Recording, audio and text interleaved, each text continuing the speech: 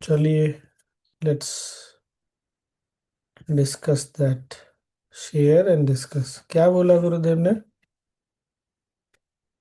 उपनिषद का मतलब पास बैठना, सिर्फ फिजिकली नहीं, मेंटली। और क्या बोला?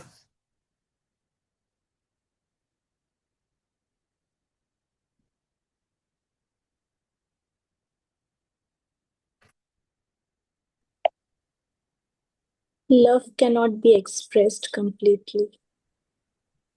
हम्म। अगर कोई चीज शब्दों में बताई जा सकती है तो इसका मतलब वो बहुत ही ग्रॉस है। उपनिषद सूक्ष्म के बारे में है। और क्या बोला? मेंटली मतलब मेंटली साथ में बैठना मतलब समझना दो बात शब्दों के बीच। शब्दों के बीच में। और क्या बोला अंत में कि बदलाव किस चीज से आता है? शब्दों से नहीं आता। क्या बोला था? Grace and the energy, those words hold the grace and energy of the master. और कोई एक चीज बोला था क्या? Grace. Energy, joy. Energy, joy. अब अभी सब लोग अपने अपने अनुभव से बताइए। सब लोग गुरुदेव के पास बैठे हैं, कभी न कभी सत्संग में बैठे हैं, तो आपने उस आनंद की अनुभूति की उनके प्रेजेंस में? ग्रेस को जी। महसूस किया? ऊर्जा को महसूस किया? बताइए। उस समय उसको याद करिए और शेयर करिए।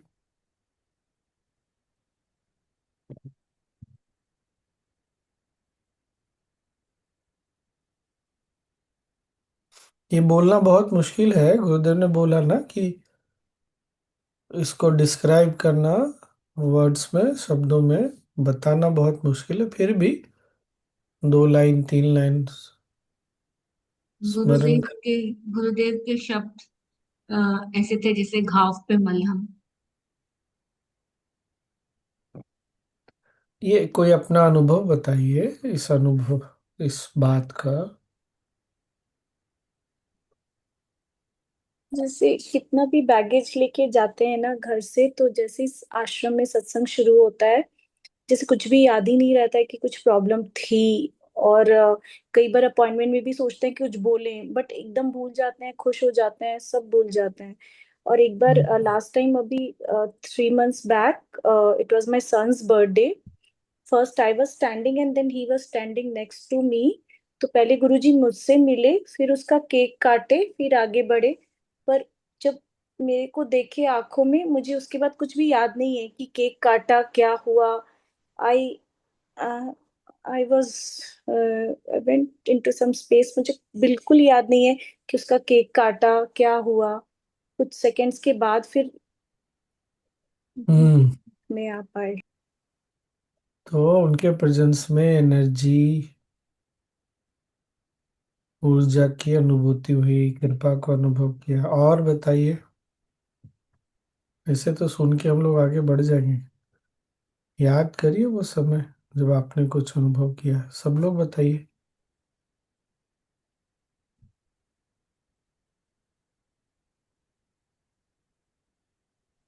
स्वामी जी स्वामी मैं बोलूं? हाँ, राखी जी बोलिए। हाँ स्वामी जी, जब मैंने गुरुदेव के पहली बार दर्शन किए, दर्शन लाइन में खड़ी थी, गुरुदेव सामने से निकले और उन्होंने एक गुलाब के फूल से ब्लेस किया सर पे। और वो आगे निकल गए और फिर उन्होंने पीछे पलट के देखा और आई कांटेक्ट हुआ गुरुदेव के साथ में। तो मुझे ये फील हुआ कि पहली बार में कि वो ये कह रहे हैं कि मैंने तुम्हें पहचान लिया, तुम आ गए। और हम्म। वो मेरा उनसे रिश्ता बहुत पुराने जन्मों से है। ये पहली बार फील हुआ मुझे उनके फर्स्ट, जब मुझे दर्शन हुए। बहुत सुंदर। और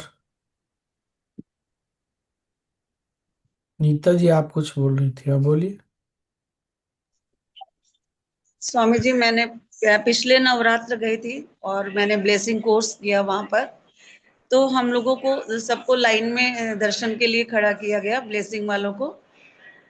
तो मेरे आसपास ना महाराष्ट्र के 2 टीचर थे और वो बहुत अपनी मतलब गुरु स्टोरी बता रहे थे कि हमारे साथ हमारे घर पर गुरुजी आए, हमसे मिले, मतलब दोनों खूब बातें कर रहे थे। तो मैं सुन रही थी। मैंने कहा ठीक है भाई, हमारा भी समय आएगा, गुरुजी हमसे भी कुछ बोले। तो बोले, एक वो टीचर बोले कि अच्छा ठीक है, वो देखना अभी आएंगे आपके पास, बोलेंगे। हम कहे चलो देखते हैं। तो गुरुजी आए पास में और कुछ बोला नहीं गया मुझसे उनसे। जब भी वो दर्शन में करती हूँ एकदम आंसू आ जाते हैं, कोई शब्द ही नहीं बोल पाते, सोच कर भी नहीं बोल पाते। वो जरा सा आगे बढ़े और पीछे मुड़ के फिर आए लौट कर। फिर वो मुझसे पूछते हैं आप कैसे हो। तो मेरा मतलब मैं एकदम स्तब्ध वहीं पर खड़ी रह गई, क्योंकि मुझे समझ ही नहीं आया कि मैं क्या बोलूं। सिर्फ आंसू थे और सिर्फ मैंने सिर हिला दिया। बढ़िया। और कृपा का अनुभव किया है आपने, आनंद की अनुभूति की है, ऊर्जा का अनुभव किया है। स्मरण करिए, याद करिए और बताइए। काका बोलिए ना। तो मेरी एक समस्या बहुत बड़ी थी बिजनेस की। तो मैंने गुरुदेव को उधर आश्रम में जाने के बाद बोला था कि मैं बड़ी समस्या में हूँ। तो गुरुजी ऐसे ही बगैर सुने चले गए आगे, कुछ 10 कदम गए होंगे आगे। वहां से पीछे लौट के मुझे बोले हाँ ठीक है मैं देख लूंगा। मैंने समझा था गुरुजी बोले नहीं कुछ, लेकिन आगे जाने के बाद फिर मुड़ के बोले कि मैं देख लूंगा। खत्म हो गई बात। तब से अब तक हम देखते हैं कि मुझे कोई भी अड़चन नहीं है। जब चाहे तब वो पहले ही वो छूट जाती है। ये मैं हम्म। हर दिन अनुभव कर रहा हूँ।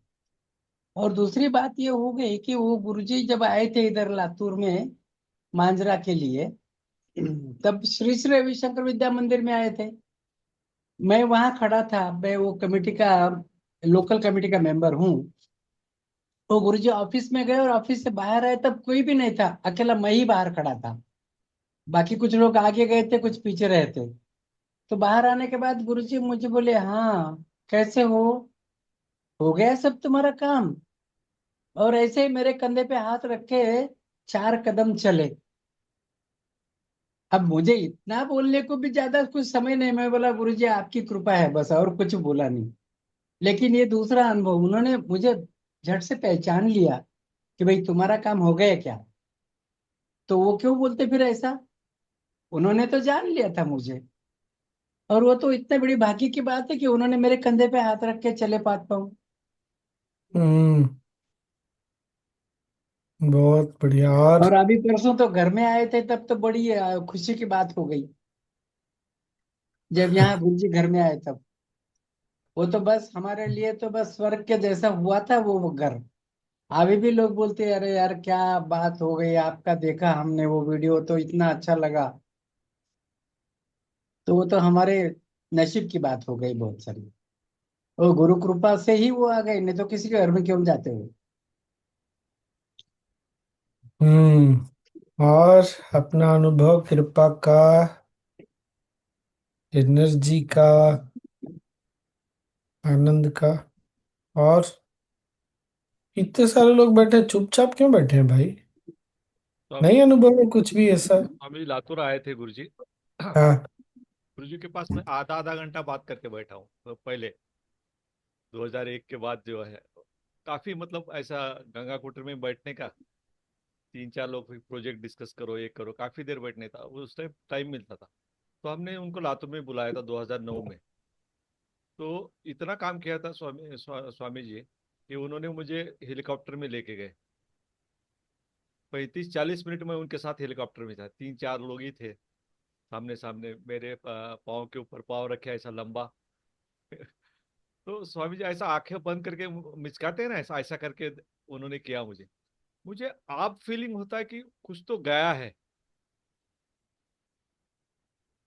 मतलब उस टाइम समझ में नहीं आया, ऐसे ही मुझे लगा ऐसे मिस्टेक हाँ। कर रहे थे, लेकिन कुछ तो गया है स्वामी जी मेरा, क्या कट हम्म। गया मालूम, लेकिन अभी फील होता है जब जब आप सब कुछ बोलते हैं ना कि गुरु क्या करते हैं किस टाइम में।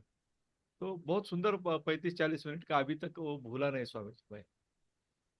3 बार आए हैं लातूर में, 3 बार तो साथ साथ में ही थे काफी, लेकिन हर बार, इस बार इस साल लास्ट ईयर आए थे ना स्वामी जी, हाँ। तो करोड़ों रुपए को हमको जरूरत थी। मुझे लग रहा था कि कैसा होगा, बारिश थी, इतना पेंडॉल 50 लाख का, 55 लाख का तो पेंडॉल था, कैसे होंगे।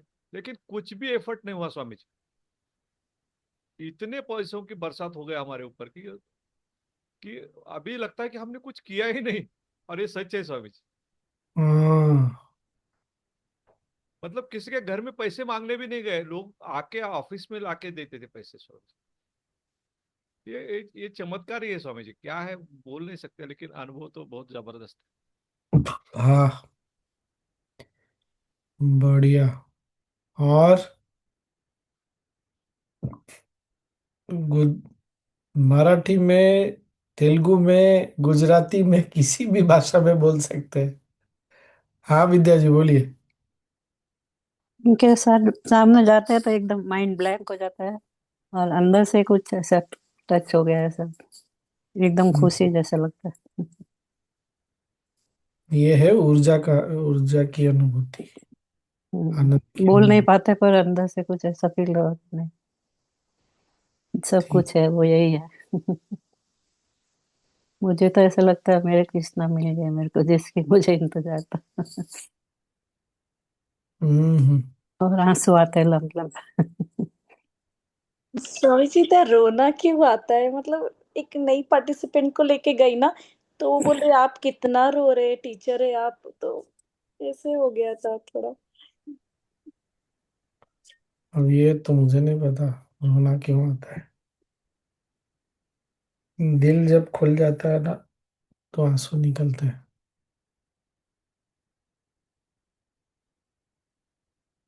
अब कहाँ तक ये सही है, दूसरा एग्जाम्पल दे रहा हूँ। पहला वाला, पहली वाली बात तो ठीक ही है। जब चोट भी लगती है ना तो दिल खुलता है। बहुत प्यार मिलता है ना तो भी दिल खुलता है। जैसे शरीर में चोट लगता है तो कैसे ऊपर से खुल जाता है, अंदर क्या है वो बाहर आने लगता है ना, ऐसे ही दिल खुलता है। कोई जड़ हो तो उसको कुछ फर्क नहीं पड़ता ना, दुनिया में कोई मर रहा है, घर में आसपास कुछ हो रहा है, समाज में हो रहा है, इसलिए रोना आता है क्योंकि दिल खुल जाता है फिर ये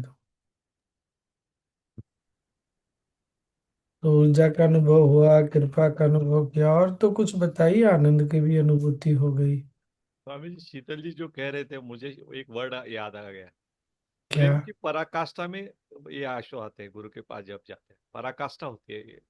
हाँ वो तो है। तो बा,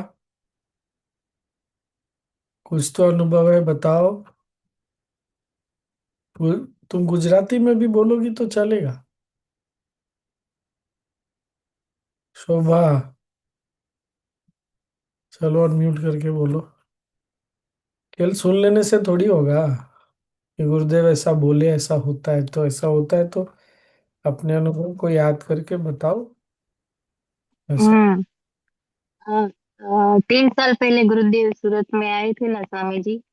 तो क्या हुआ मेरे साथ, गुरुदेव स्टेज पर बैठे हुए, मैं उनसे काफी दूर थी, पर सत्संग चल रहा था, तो भजन कुछ चल रहा था, तो मेरी नजर गुरुदेव के साथ, जैसा मैं ऐसा ही महसूस कर रही हूँ, मैं और गुरुदेव सामने देख रहे हैं। तो फिर मन में ही मैंने गुरुदेव से कहा, गुरुदेव ये तो भजन गा रहे हो, उसका मतलब तो मुझे पता ही नहीं चल रहा है। तो गुरुदेव ने तुरंत ही वो भजन स्टॉप कर दिया और उसका मीनिंग बता दिया। तो मैं तो ऐसे रोने लगी।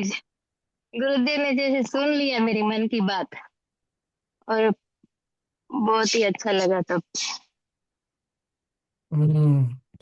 इसमें दो तीन बातें, शोभा की बात में क्या है, फिजिकली दूर थे लेकिन मेंटली पास थे तो उपनिषद तो हो गया। जो गुरुदेव बोल रहे हैं फिजिकल डिस्टेंस मैटर नहीं करता है, मेंटली साथ बैठना,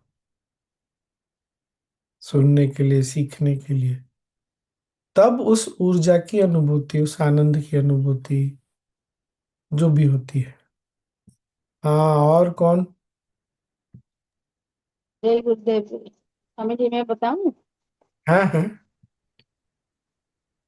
हमारा तो एसएसयू उड़ीसा में भुवनेश्वर में हर साल आते हैं। हम इतने फॉर्चुनेट हैं, 12 साल हो गया। तो क्या बताऊं, तो मैं बताऊंगी तो रोऊंगी। जितना एक्सपीरियंस है हर साल में 2 बार भी, दुख में हो या सुख में, एक एक अनुभूति मुझे याद है अभी।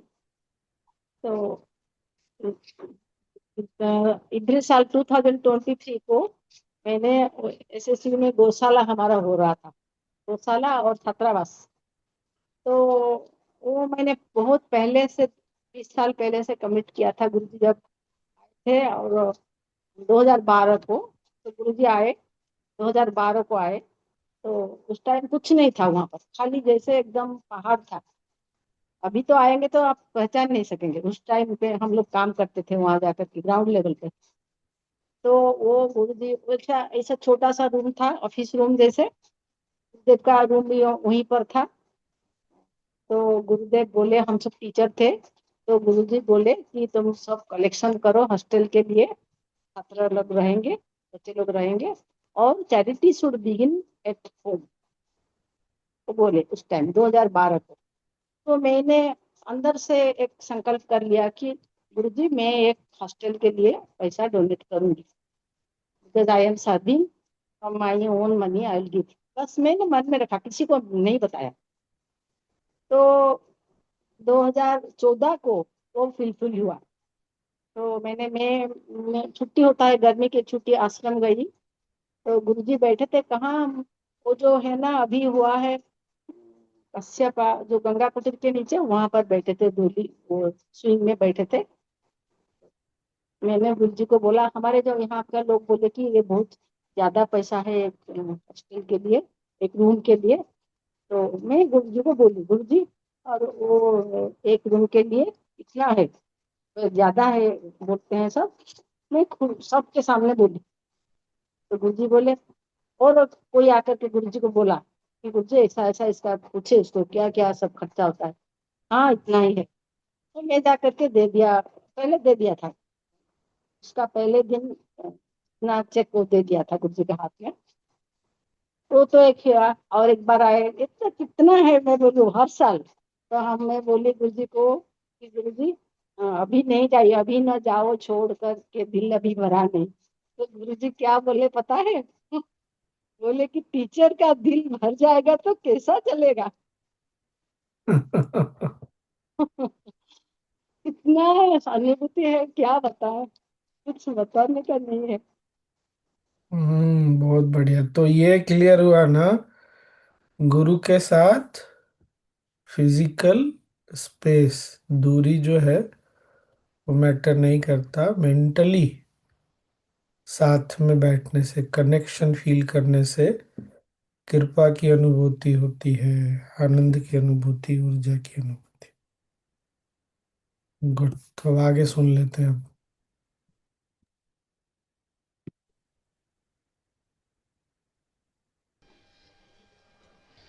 There is an innate tendency to unite, because love is to unite. Love means what? A tendency to unite, to become one. To become one with what?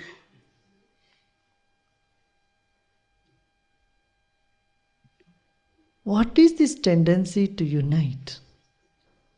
In this entire creation, there is a tendency to become one, to get back to one. Because the two is painful. From two to go to one is the purpose of creation. Everything wants to merge into something. What is that? We call love,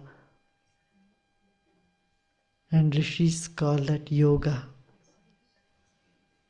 Yoga means what? Union, uniting. Uniting what? Uniting, that is what we will see in this Yoga Sara Upanishad.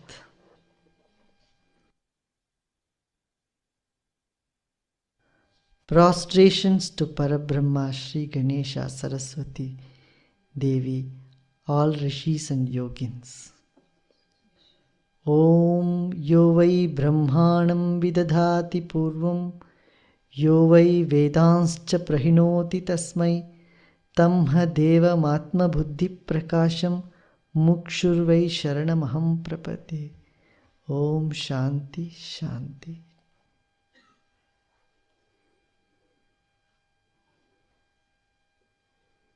To him who ordains Brahma in the beginning and who delivers to him the knowledge, the Vedas, to that God who is lightened by his own intelligence, do I eager for liberation resort for refuge.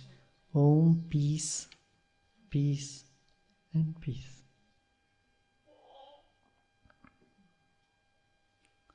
To gain any knowledge, first there need to be peace. Now I am speaking. If you are not peaceful, you cannot be attentive. If you are not having some degree of peace in your mind, in the environment, and in your soul, you cannot even hear what I am saying. You cannot listen to what I am saying. First and foremost is what? Have peace. If this atmosphere is disturbed, suppose there is a fire in the atmosphere, or if it is too cold here or too hot, I am sure you won't be able to sit. It will run away. First of all, you need a peaceful atmosphere around you, isn't it? And then your mind need to be here. If your mind is in your shop, in your business, or in your car, or at your home, then also you won't be able to hear me totally. There's no point in sitting close to me, having your mind somewhere. So you need a peace in your mind, in your environment, and in your soul. That of course you all have. If a soul is totally restless, it cannot even come near the knowledge.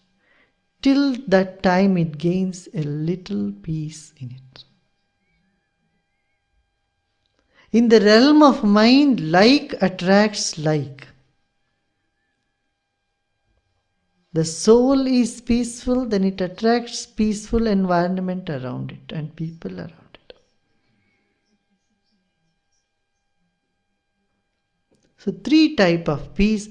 How this peace can come? What is the way? Said, by adoring the divine, recognizing the divine. To that divine which has no beginning, no end.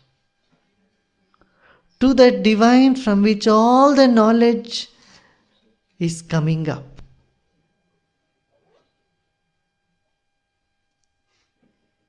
In one mind, the thought of computer chips came, making television sets came, bringing about making rockets, sending them to moon came. From where did this thought come? It came and expressed through a brain, but from where? What is the source of it? See, that is the consciousness. That is imperishable, all-pervading consciousness which is responsible for all knowledge, all technology, all science, all arts, all poetry to come. That consciousness, that divinity, that infinity, that is Brahman. That is responsible for the creativity, for the maintenance, and for transformation of the world, the universe. To that I adore and I bow down.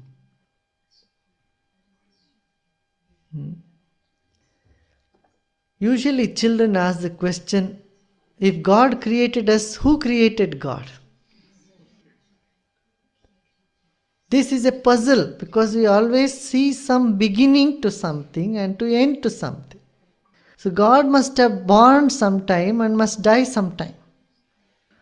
Or must be somebody somewhere sitting up high in the heaven. This is cleared in the very first sentence. No, it's self-luminant.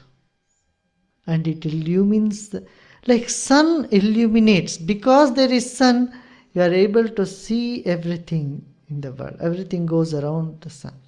Now, who illumines the sun? Nobody. It's self-effulgent. From the torch, you see everything else, but you don't need something else to see the torch which is lit. In the same way, you are here and you don't need any other proof to tell you are here. You are a proof good enough to say that you are here. If someone asks, what is the proof you are here? Tell me. You will say, no, I am here. No, what is the proof? Do you need some other proof to say that you are? You don't. You are self-effulgent. Your very being presence is good enough. Certain things cannot be proved. If they are proved, they will be false. Because the proof itself will be false. Do you see what I am saying? So if someone tries to prove there is God, they are doing a big mistake. Because the means by which you prove there is God itself is wrong. Because whatever can be proved can be disproved also. The divine is beyond proof.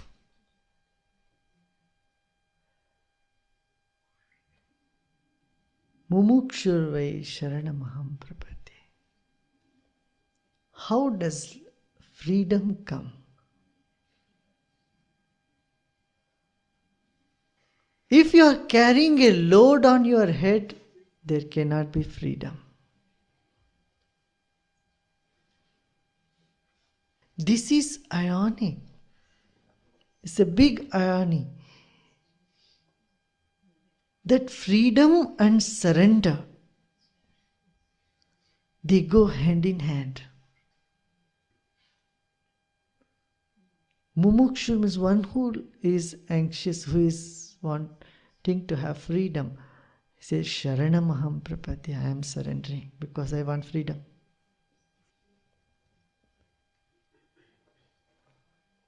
In the West, the concept of surrender is totally different. Here you think surrender means bondage.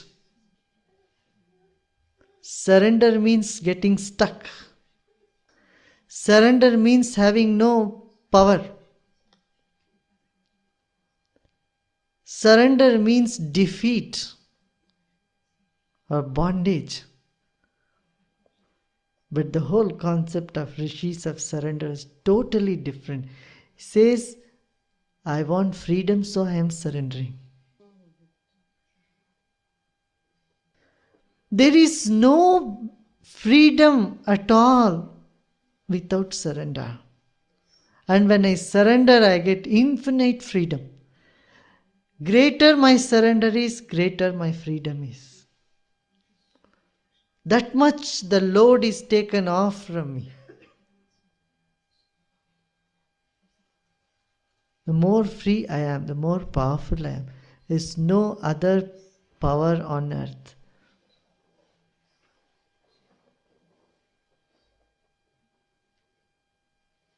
The greatest power is in surrender. Surrender to the divine. It's like a drop owning the ocean.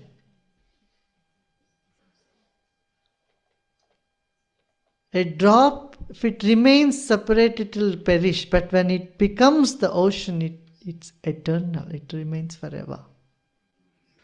Surrender brings that dignity to life. I tell you, you have no power to lose. What can a drop lose by getting into the ocean? It's illusion that it is big. A drop thinks, I am great, I am so big, will I vanish? You will vanish if you don't unite with the ocean.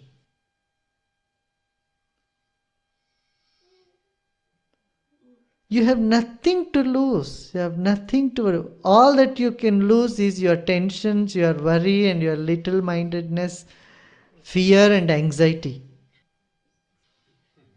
And fear and anxiety, tension and worry in the small little mind will keep the mind from being free. Will keep the mind from experiencing its infinite potential. Will keep the mind from becoming more powerful on this planet.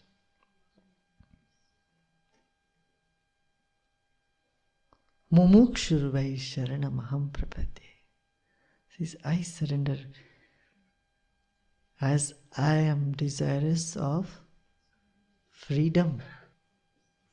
I want freedom. Om Shanti, Shanti. 3 times we say, let there be peace. And Om is the peace. Om Shanti, Shanti. Om is the divinity, that infinity, inexpressible existence is peace.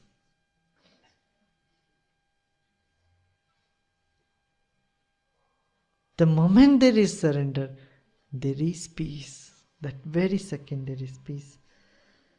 Then we say, Athato yogam vyakyasyama. That's all the mantra. First mantra says, Athato yogam vyakyasyama. Now let us explain what is yoga. It cannot be explained. Still, an effort could be made.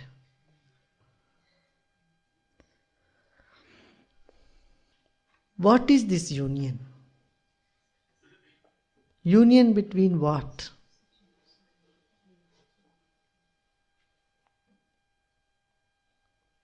The drop and the ocean?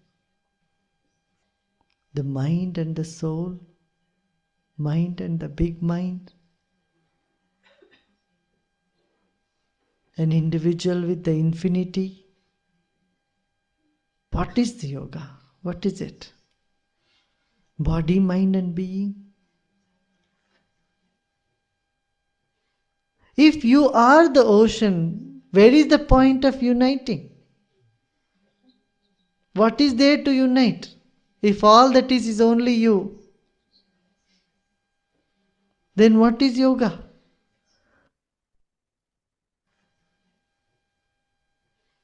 If you are the ocean, where is the point of uniting? What is there to unite? If all that is only you, then what is yoga? Says, now we will look into it. We will look into all these confusions.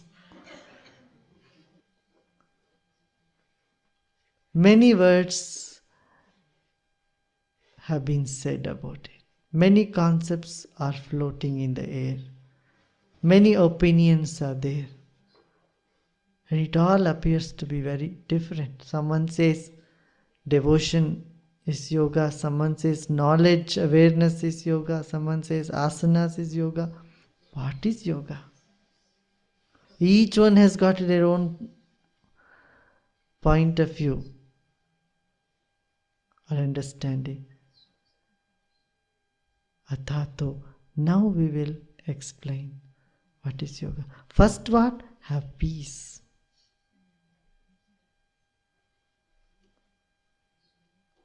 Surrender and peace. And now we can sit closer, sit together and see what is yoga. Yoga chitta vritti nirodha. Yoga is the restraint of thought waves. Mind is pouring in a lot of thoughts continuously.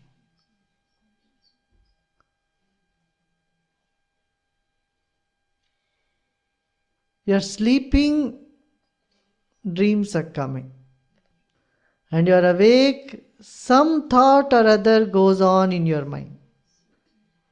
Some thoughts you like and some you don't like.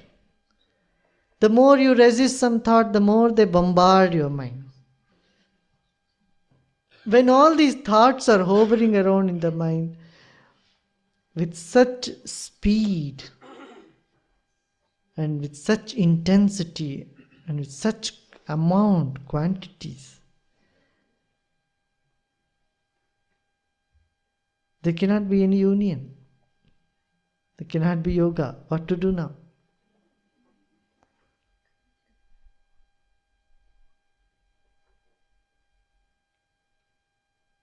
The vrittis or modulations of mind, functions of the mind need to be looked into. Then he says yoga chitta vritti nirodha.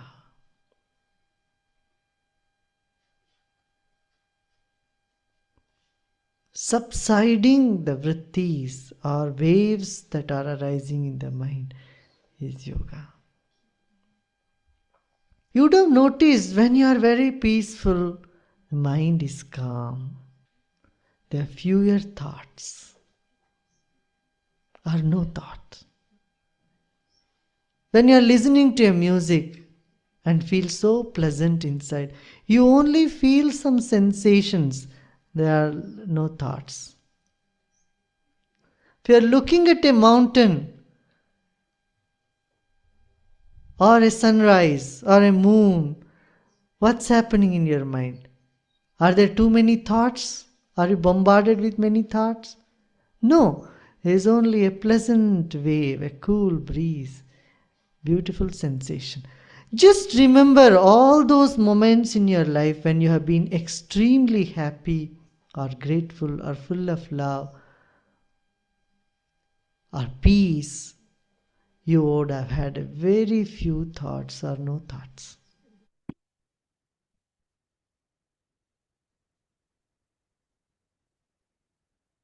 ये recording में चला गया। हाँ जी, और क्या सुने?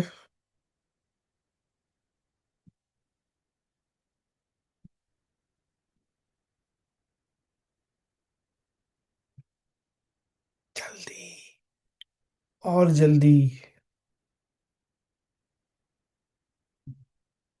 Surrender means infinite peace, freedom. किस चीज का मतलब? Surrender means अपने आप को Surrender। सरेंडर कर दो। और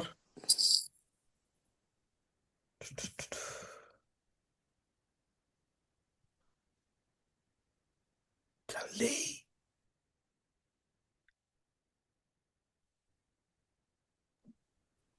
सरेंडर करते हैं तो अपने आप ही मुक्त हो जाते हैं। मुक्त करने के बाद सरेंडर नहीं होता।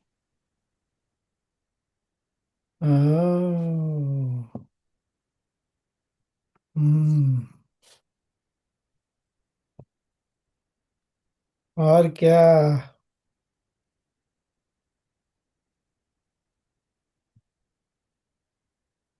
डिवाइन और का कोई आदि और कोई अंत नहीं होता है। हम्म।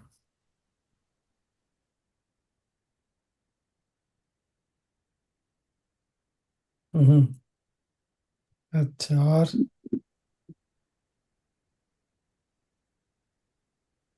जब दो नहीं है तो फिर यूनाइट होने का कोई सवाल ही पैदा नहीं होता।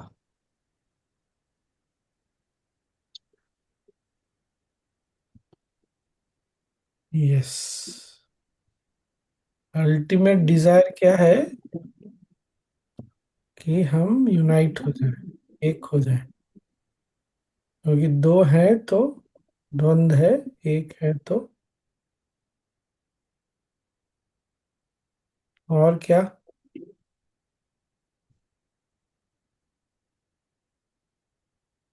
ए, सब लोग क्या कर रहे थे, सुन रहे थे कि नहीं?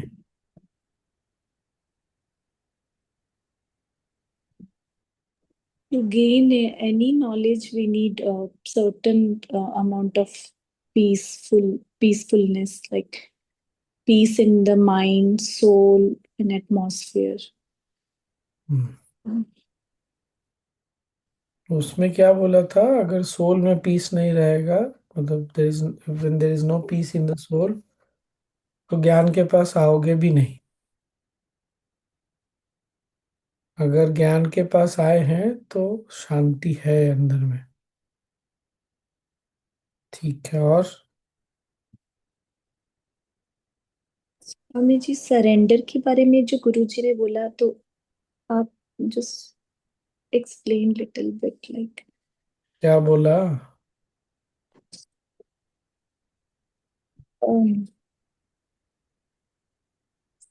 क्या बोला ये तो बताओ। इट इज इनफाइनाइट मुक्ति है। कुछ और भी बोला, मिस हुआ मेरा सुनने से। बाकी लोग बताएंगे ना, इतने सारे लोग हैं। हम हाँ, सरेंडर करते हैं तो फ्रीडम फील होती है। उतना ही फ्रीडम फील होगा जितना सरेंडर करेंगे। हम्म। हमें लगता है हम बंद गए, या हम सरेंडर होने से हम, लेकिन वो फ्रीडम है, बंदिश नहीं है। हाँ। हम्म। अब वो वाली बात जो गुरुदेव ने बोली ना कि दो है तो द्वंद है, एक है तो सारा द्वंद समाप्त हो जाता है। वो और अभी जो बोला उसको, सरेंडर करने से क्यों डरते हैं, क्यों हिचकते हैं? कि हम अपनी स्वतंत्रता खो देंगे सरेंडर करने से। हम्म। हम अपना अस्तित्व बना के रखना चाहते हैं, अलग अलग रहना चाहते हैं, अलग रहना चाहते हैं तो और क्या? बताइए भाई, गुरुदेव ने क्या बोला? योग चित्त वृत्ति निरोध, चित्त की वृत्तियों का निरोध करना होगा। हम्म। Night of night. ऋषि मुनि जिसको योग बोलते हैं, उसी को प्रेम भी बोलते हैं। दोनों एक ही बात है। मतलब एक हो जाना या प्यार में डूबना, एक ही बात है। और क्या?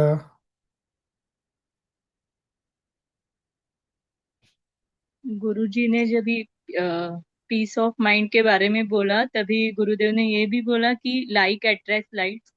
तो यहाँ जैसे मन होता है वैसे ही सोल, और वैसे ही वो आजू बाजू में अपने लोगों के साथ रहता है जो ज्ञान के बारे में चर्चा करते हैं और शांत रहते हैं।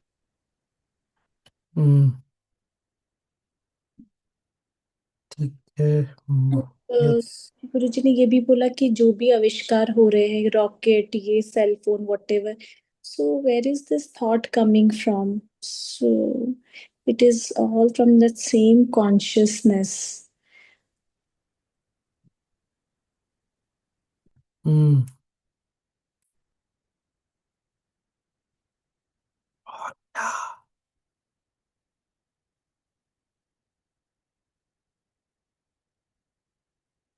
और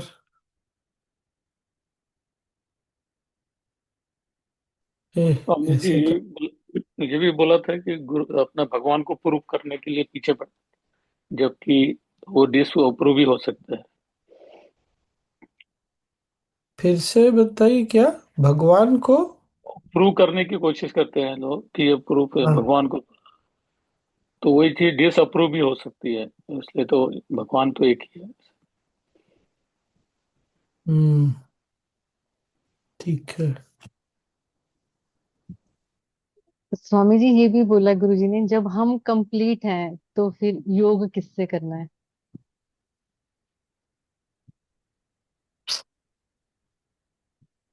हम्म। बोले what is the point of uniting. बहुत अच्छा था वो। He said we cannot explain yoga.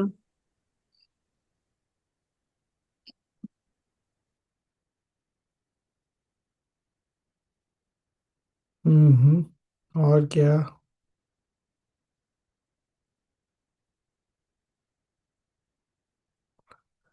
मतलब इनडायरेक्टली क्या बोल दिया? पूर्णता ही योग है। प्रेम में हम पूर्ण हो जाते हैं, योग में पूर्णता आती है। और क्या?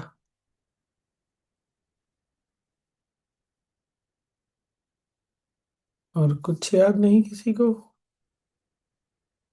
या There हो is गया? lose, no power that we lose when we surrender. Hmm. There is nothing to lose. अच्छा। और Subsiding the vrittis is yoga. फिर तो योग की डेफिनेशन पे चले गए ना। ठीक है।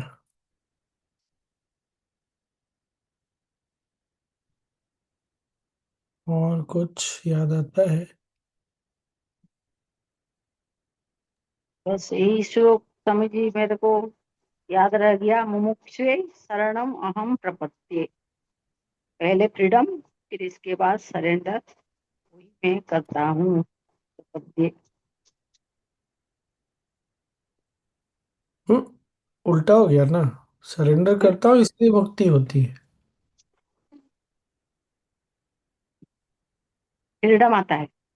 हाँ, सरेंडर से फ्रीडम आता है, करेक्ट। हाँ, मुमुक्षुवे शरणम अहम, और संस्कृत संस्कृत का श्लोक बोले ना। हम्म। बोले होंगे, हम तो ध्यान में थे।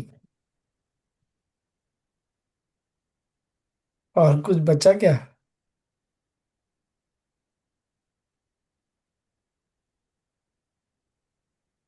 चलिए फिर आज ध्यान कर ले थोड़ा, छोटू सा ध्यान।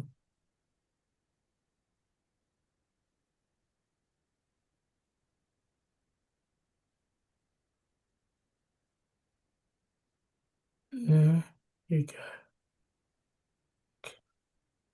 चलिए, 10 मिनट, ज्यादा नहीं।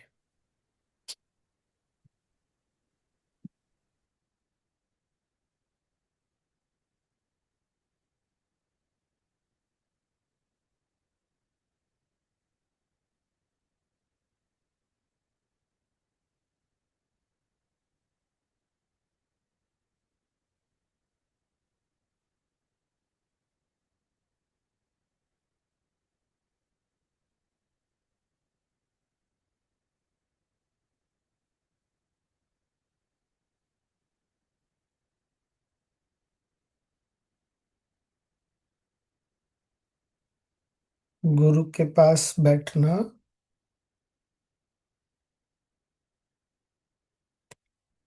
मतलब मानसिक रूप से उनके साथ रहना, मेंटली।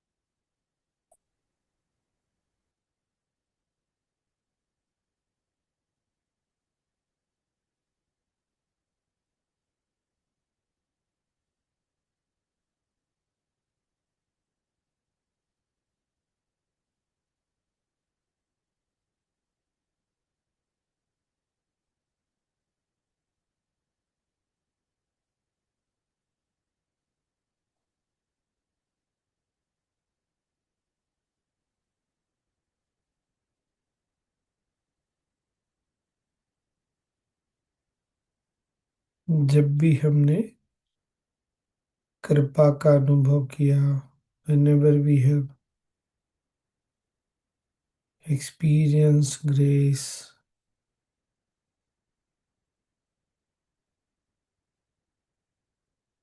और एनर्जी ऊर्जा का अनुभव किया,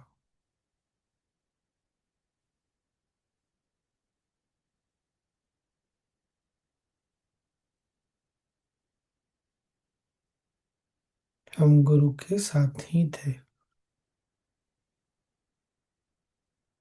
We were with the master.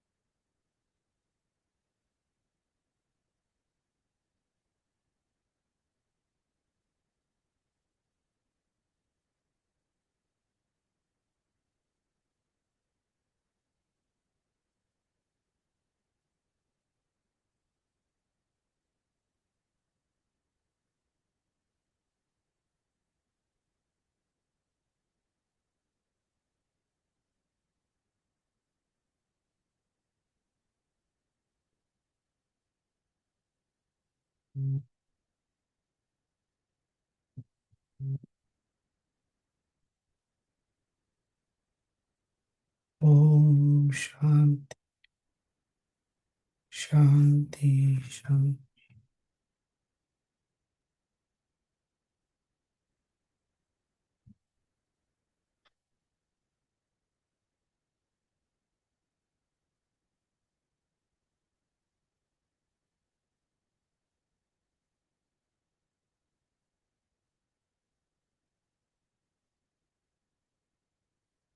शरीर और आसपास के प्रति सजग होते हैं।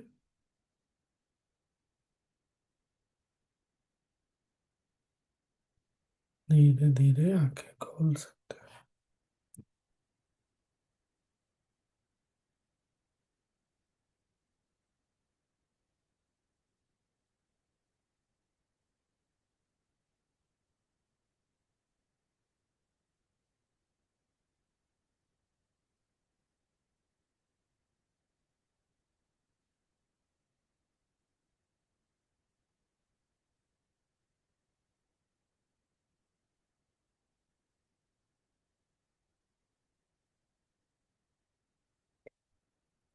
और